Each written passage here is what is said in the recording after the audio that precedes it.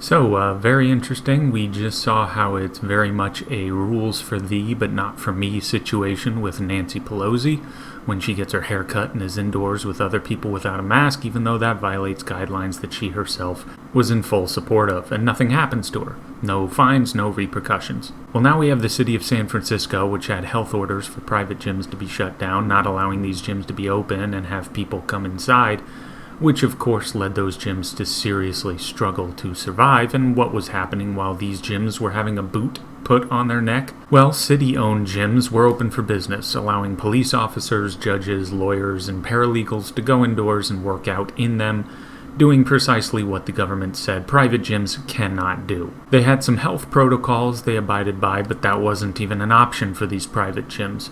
They were forced to remain closed, at least for indoor use, which obviously would cause huge problems for any gym trying to remain afloat. And of course, for these city-owned gyms, who were apparently exempt from all the health orders, I guess, that these private gyms had to abide by, when they were exposed and everyone finds out what they've been doing, of course, there are no repercussions, there's no punishment, there's no fines, they don't need to make anything right. And not only that, since they've been open and operating for government employees, they've obviously shown that it's okay to be open. One of the private gym owners said, "What the city has unwillingly done is created this great case study that says working out indoors is actually safe. So at this point, we're just demanding that they allow us to have the same workout privileges for the citizens of San Francisco that the employees of San Francisco have." So shouldn't that mean they could at least say, "Hey, sorry about all that. All you gyms that we imposed a massive struggle on, you can now open up since we've shown it's okay." Did they do that? Nope. The mayor, London Breed, who is aware of this hypocrisy and double standard, his latest reopening statement has said that privately owned gyms have to stay closed until at least the end of the month, despite the fact that the city gyms have been open. So a complete double standard, yet another rules for thee but not for me situation. At this point, it's so flagrant and in your face that the citizens just shouldn't stand for it.